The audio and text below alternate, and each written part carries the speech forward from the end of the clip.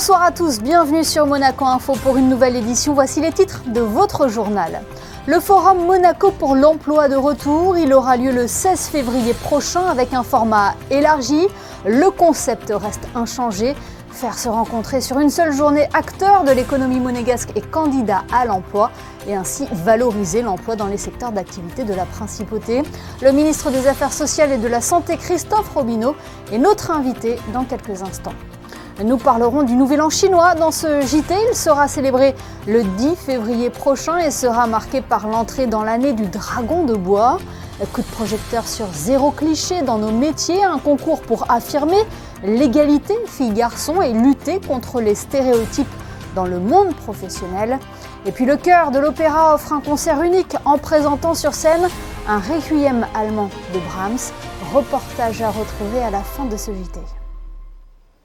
Fort du succès de la première édition en septembre dernier, le gouvernement princier a décidé de reconduire son forum Monaco pour l'emploi. Il aura lieu le vendredi 16 février au Grimaldi Forum, dans un format annoncé plus élargi et donc plus ambition, l'occasion de permettre aux demandeurs d'emploi et aux entreprises de la Principauté d'échanger et de créer des opportunités professionnelles. Pour en parler, le ministre des Affaires sociales et de la Santé est notre invité du JT ce soir. Bonsoir Christophe Robineau.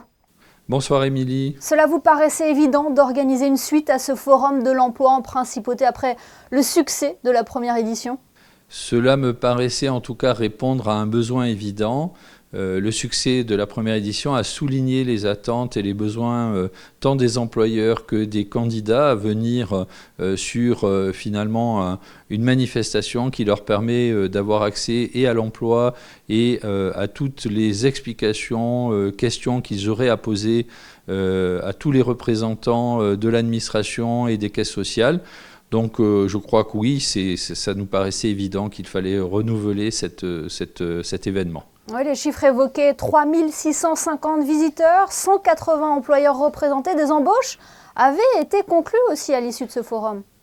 Oui, tout à fait. Alors, j'ai jamais réussi à savoir combien en définitive ont été conclus, parce que tous les employeurs ne nous ont pas fait le retour, mais des établissements comme certains hôtels de la Principauté nous ont dit avoir embauché jusqu'à 10-12 personnes le jour du forum, alors même que nous n'étions pas dans une période où on recrutait les saisonniers, et c'est la raison pour laquelle nous avons positionné cette nouvelle édition au mois de février, ce qui nous permet non seulement de monter notre stratégie de recrutement pour l'année de toutes les entreprises qui ont une activité annuelle, mais aussi de faciliter le recrutement des saisonniers, notamment dans les secteurs du tourisme, de l'hôtellerie, de la restauration. Donc je crois que c'est la période la plus propice à renouveler cet événement de façon annuelle. Est-ce que c'est la preuve aussi de l'attractivité de la Principauté ? C'est un bassin d'emploi très actif sur la Côte d'Azur. C'est un bassin d'emploi essentiel pour la région PACA. 85% des salariés de la Principauté sont des pendulaires, des transfrontaliers, ce qui montre à la fois l'attractivité de la Principauté, mais aussi l'importance du bassin d'emploi de la Principauté pour toutes les communes voisines et même au-delà des Alpes-Maritimes.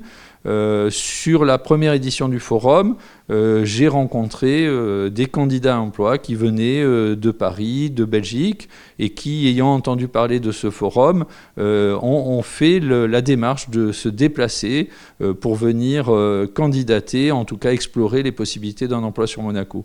Donc Monaco attire. Monaco est une cité, une ville-État dynamique qui se développe, qui continue à développer ses entreprises. La richesse de Monaco, c'est la richesse des entreprises, c'est la richesse des salariés et c'est la pérennité de notre régime social.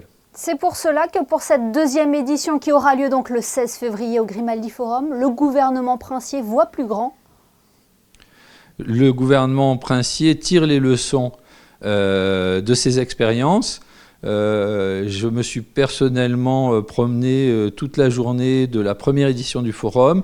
J'ai pu échanger avec les employeurs, j'ai pu échanger avec des visiteurs. Il était évident qu'il fallait grandir, qu'il fallait adapter le concept, qu'il fallait mettre en place une organisation plus pertinente et performante, avec notamment ce qu'on appelle un mapping, c'est-à-dire un plan du forum avec les zones d'activité, leur localisation dans le forum pour permettre aux candidats à un emploi qui recherchaient tel type d'activité de se rendre au bon endroit et de ne pas faire, comme malheureusement on a pu y assister lors de la première version, une longue queue avec parfois une déception en se rendant compte que ce n'était pas forcément ce secteur-là qui intéressait. Donc on a pris tous les retours, on les a exploités, on essaye d'améliorer et on continuera à le faire, c'est-à-dire qu'à l'issue de cette deuxième édition, nous aurons un débriefing, des rencontres avec les employeurs pour essayer de faire évoluer de façon dynamique le concept de Monaco pour l'emploi. Monsieur le ministre, on l'entend dans vos propos, ce forum est vraiment un événement gagnant-gagnant pour les employeurs et pour les demandeurs d'emploi. Alors je crois que c'est du gagnant-gagnant, non seulement pour les employeurs, mais aussi pour les salariés, mais également pour le gouvernement. Le gouvernement princier s'investit au travers des politiques publiques dans différents secteurs, et notamment dans l'emploi. On est là pour aider et soutenir l'emploi. Les employeurs doivent développer leurs entreprises, peuvent créer de nouvelles activités. Pour cela, ils ont besoin évidemment de salariés et les salariés viennent trouver à Monaco une qualité d'emploi, une qualité de revenus, une qualité de couverture sociale, une qualité de retraite qui est quand même supérieure à ce qu'offre la région voisine française et l'Italie. C'est pour moi du gagnant-gagnant et in fine, c'est cette croissance de l'emploi qui assure d'une part les revenus de l'État, mais qui assure aussi les revenus des caisses sociales et des régimes de retraite et en assure la pérennité. Eh bien, merci beaucoup Christophe Robineau d'avoir été notre invité ce soir pour évoquer le prochain Forum Monaco pour l'emploi qui aura lieu donc vendredi 16 février au Grimaldi Forum. Merci. Merci beaucoup Émilie. Et on le précise, l'entrée au Forum Monaco pour l'emploi est libre et gratuite. Il suffit de s'inscrire sur ce site internet monacopourlemploi.com. Toutes les modalités sont également en ligne. Si vous êtes une entreprise et que vous souhaitez recruter en principauté, pensez d'ailleurs à réserver votre stand d'exposition pour présenter vos offres d'emploi. Il était avec nous il y a quelques instants, Christophe Robineau, Patrice Célario, ministre de l'Intérieur, et le secrétaire d'État à la Justice, Sylvie Petit-Leclerc, ont procédé à la signature de la convention Santé, Police, Justice. Ce partenariat institutionnel vise à améliorer la réponse des autorités judiciaires et des services de police à de multiples situations pouvant se présenter dans un établissement de santé. Il renforce ainsi la coordination des services, l'uniformisation des pratiques et en conséquence l'efficacité des interventions, comme le précise le communiqué de presse. Monaco présente son rapport national sur la politique menée en principauté en matière des droits de l'homme à Genève. C'était lors du 4e examen périodique universel dans le cadre de la 45e session du groupe de travail du Conseil des droits de l'homme de l'ONU. À cette occasion, le ministre des Relations extérieures et de la coopération, Isabelle Béraud-Amadei, était accompagnée d'une importante délégation pour réitérer l'engagement des autorités monégasques en faveur de la promotion et de la protection des droits de l'homme et de faire état des progrès accomplis en la matière depuis le précédent examen tenu en 2018. Ils ont peut-être envahi votre messagerie ces derniers jours. Attention aux emails frauduleux. Ceux qui circulent en ce moment prétendent une mise en cause dans le cadre d'une procédure pénale, une fausse convocation, parfois mal rédigée, assortie d'un document. Le gouvernement princier invite les destinataires à ne pas répondre à ces messages et de ne pas ouvrir les éventuelles pièces jointes. N'hésitez pas à le faire suivre à cette adresse cyber@gouv.mc et à le signaler comme indésirable dans votre messagerie. Plus d'informations sur le site officiel du gouvernement princier. Immersion à présent dans la culture asiatique à l'occasion du Nouvel An chinois. Il sera célébré le 10 février prochain. Mais avant cela, une soirée était organisée à l'hôtel Fairmont. Le reportage de Christine Datomel. Monaco est sur les chapeaux de roue. Le Nouvel An chinois a été célébré hier soir dans l'intimité à l'hôtel Fairmont, un événement fêté un peu en avance sur le calendrier, car il sera célébré seulement le 10 février prochain en Chine, l'année nouvelle étant calquée sur le calendrier lunaire. C'est une fête extrêmement importante parce que, bien qu'un peuple très moderne, les Chinois sont très attachés à l'art astrologie et à la signification des signes chinois. En l'occurrence, là, on va rentrer dans l'année du dragon de bois, on quitte l'année du lapin de haut, et le dragon de bois, ça va être une année formidable, qui va porter chance à tout le monde, parce que c'est l'énergie et la puissance du dragon. La Chine et la principauté entretiennent depuis toujours de très bonnes relations, notamment sur les plans sportifs, culturels et économiques, partageant le même intérêt pour les techniques de pointe, et sur le marché du tourisme également, avec, vous allez le voir, de belles ambitions pour cette nouvelle année. En 2024, nous allons travailler à la préparation d'un stand de la Principauté de Monaco à une grande foire internationale qui a lieu tous les ans à Shanghai et qui réunit tous les entrepreneurs, exportateurs, importateurs qui sont intéressés par le marché chinois. Et d'ici quelques mois, c'est accompagné du délégué interministériel à la transition numérique, Frédéric Genta, que Marie-Pascale Boisson se rendra à Macao, à Hong Kong, puis à Shanghai, pour parler de l'attractivité de la principauté à des interlocuteurs chinois. Nous en faisions écho dernièrement sur notre antenne. Nice Matin a lancé une grande opération caritative baptisée Fin de solidarité pour s'engager contre la précarité. Le groupe organise actuellement une collecte de denrées alimentaires, de sous-vêtements et de produits d'hygiène féminine. Semeurs d'Espoir Monaco fait partie des associations partenaires pour récolter vos dons. Lionel Paoli revient sur l'origine de l'organisation de cette opération. Il est interrogé par Vanessa Dessy. L'idée, elle vient d'un constat qu'on a tous fait sur le terrain en faisant des reportages. On s'est rendu compte que la précarité gagnait du terrain de façon absolument hallucinante, que les gens étaient de plus en plus pauvres et de plus en plus nécessiteux et dans toutes les catégories de population. Donc on s'est demandé qu'est-ce qu'on peut faire. On pouvait faire notre métier de journaliste, c'est-à-dire raconter ce qu'on voit, ce qu'on a fait il y a quelques semaines. Et puis on s'est dit qu'on pouvait aller un peu plus loin, lancer une collecte au plus près de nos territoires. L'idée, c'est pas de faire une collecte à très grande ampleur pour toute la France, mais juste de rencontrer des gens près de chez nous et d'aider ces gens près de chez nous en demandant à des associations près de chez nous toujours d'intervenir pour les aider. Et tous les dons seront ensuite distribués à des associations locales. Le point de collecte à Monaco se situe au 7 rue Suffren-Raymond. L'actualité de ce mardi en Principauté, c'est aussi du basket. Demain, Monaco affronte le Partizan Belgrade à Gaston-Médecin. Un match comptant pour la 24e journée d'Euroleague. La Roca Team est actuellement dans une bonne période. Je vous propose d'écouter le coach monégasque Sacha Obradovic ainsi que Mam Djeté et Jeron Blossom Game. Frédéric Elion les a rencontrés juste avant ce match face aux Serbes. Both teams, pretended to be, in a playoff. So very demanding game, very physical. Needs a lot of focus, not unmature mistakes. Not watching the referees too much, being completely in a game. This is one of the keys to win. Usually when the other team out rebound us, they even get a chance to win. This is one of the key. Of course, there are some other things which we should stop. The main creators in this moment, Kevin Panther and Dozier. L'équipe, elle se porte bien. Je pense que les gens profitent du fait qu'on soit enfin pleinement au complet. Donc il y a un équilibre qui est retrouvé. Et ces quelques semaines où on a eu 4-5 jours d'entraînement à chaque fois avant de jouer nous ont aidé fortement pour pouvoir réintégrer tout le monde. Donc voilà, tout est bon pour pouvoir disputer le match de demain. It'll be a tough game. Obviously a very, very, very well-coached team. A team we haven't beaten yet.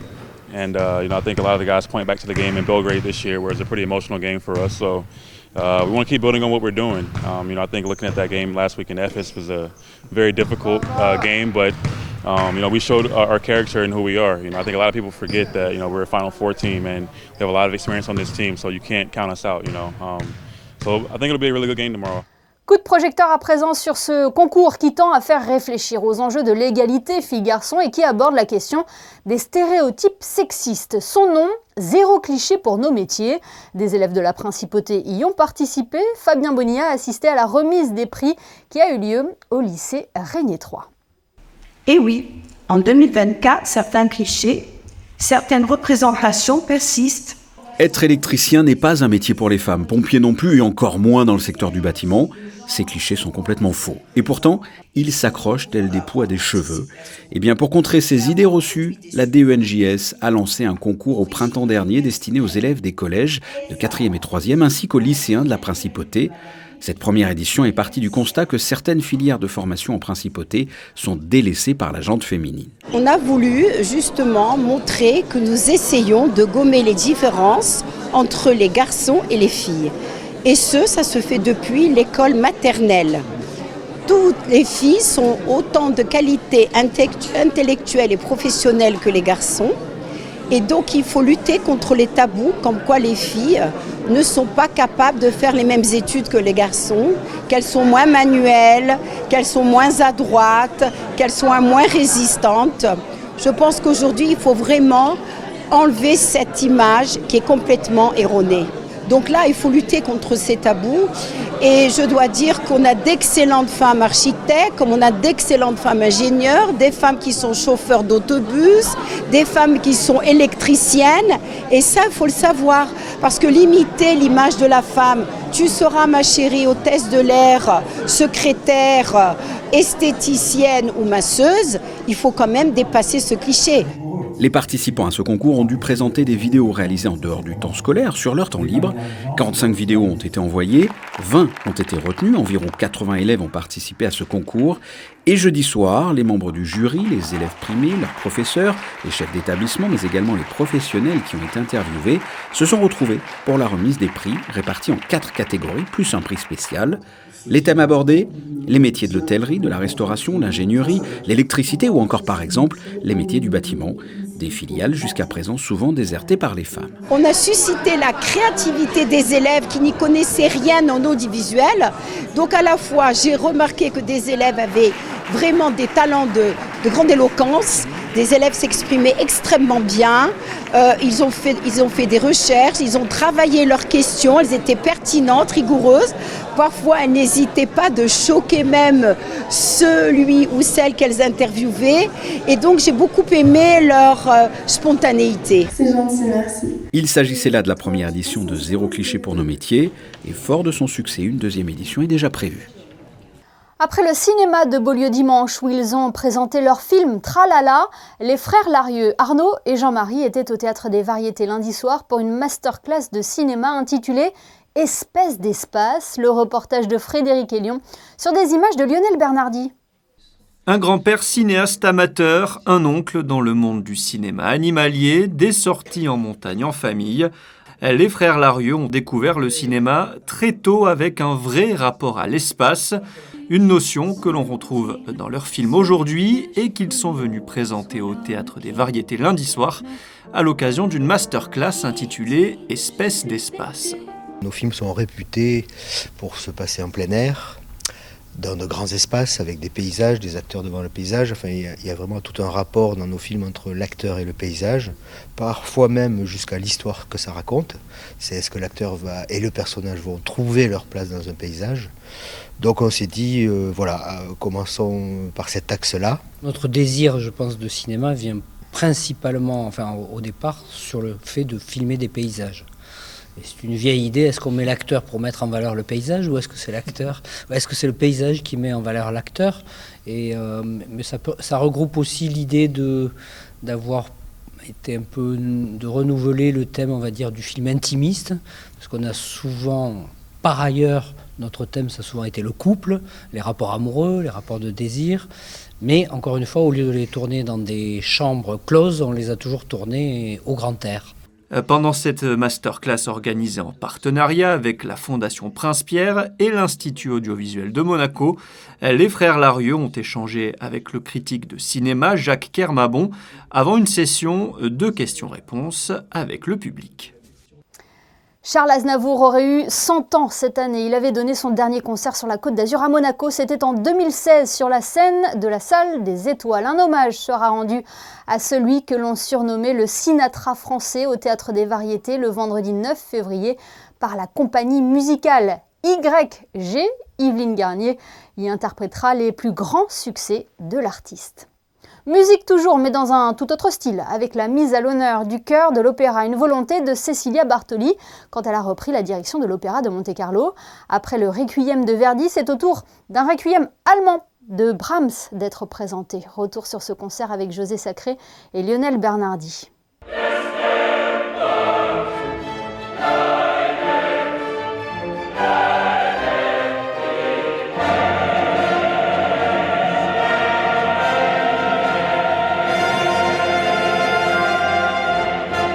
Les chœurs de l'Opéra de Monte-Carlo nous ont offert un magnifique concert lundi 29 janvier à l'Opéra avec les solistes Florian Busch et Regula Mühlmann et les musiciens du Prince Monaco sous la direction de Gianluca Capuano. Ils ont interprété le Requiem allemand de Brahms. C'est un requiem qui veut consoler. Et il n'y a pas presque jamais la force du jugement de Dieu, comme dans Verdi parfois, qui est très fort. Dieu est très présent, il veut gouverner vraiment l'humanité. Et dans Brahms, il y a la consolation pour ceux qui restent et l'idée que la mort, c'est un passage.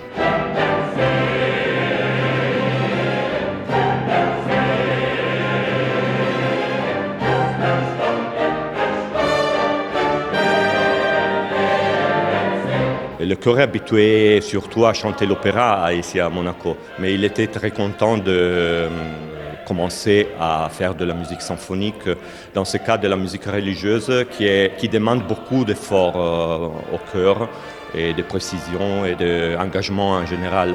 Comme c'est toujours le cas, les musiciens du Prince Monaco jouaient sur instruments d'époque, de l'époque de Brahms évidemment. Le son change beaucoup. Et il y a plus de transparence et on entend beaucoup les détails, des détails que parfois avec les très grands orchestres on perd un petit peu. Et je suis très heureux d'arriver à cet état de développement historique et de conscience aussi historique pour les musiciens.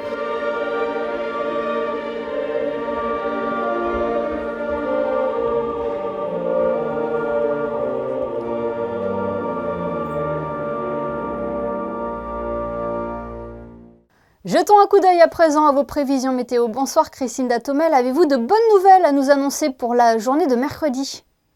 Bonsoir Émilie, bonsoir à tous. Demain, le temps sera au beau fixe. Alors même si quelques passages nuageux traverseront la région dans la matinée, le ciel restera cependant dégagé. Les rayons du soleil chaufferont, mais peut-être pas assez car les maximales s'élèveront à seulement 13 degrés. Un temps assez frais donc, avec un thermomètre qui pourra descendre jusqu'à 7 degrés.